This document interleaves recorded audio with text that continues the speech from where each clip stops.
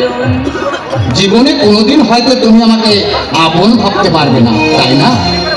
কি করে বুঝলেন? তোমার আর পলাশের ব্যাপার সবই আমি জানি।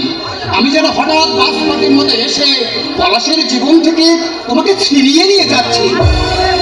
তা কেন ভাবছেন আপনি? এতে আপনার কি দোষ বলেন? একেবারে নির্দোষও তো ভাবতে পারছি না। তোমাকে প্রথম দেখার পর স্বার্থপরের ভূমিকা আমি একটু নিয়েছিলাম। তোমাকে পাবার জন্য একটা অধীর আগ্রহ আমার মনে জন্ম নিয়েছিল, কিন্তু বিয়ে করেও তোমাকে আমি পেলাম না। এখনো পেতে বাকি আছে বুঝি? দেহটা পেয়েছি, কিন্তু মন মন হয়তো আমি কোনো দিনই পাবো না। আমি সত্যিকে স্বীকার করতে শিখেছি।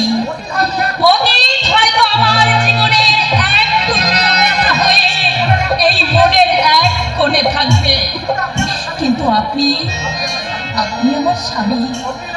অগ্নি নারায়ণ সাক্ষী রেখে বাবা আপনার সঙ্গে আমার বিয়ে দিয়েছে। মনের প্রাণে আজ থেকে আমি আপনাকে স্বামী বলে স্বীকার করবো। তাই করলেই আমার পরম পাওয়া হবে নুপুর।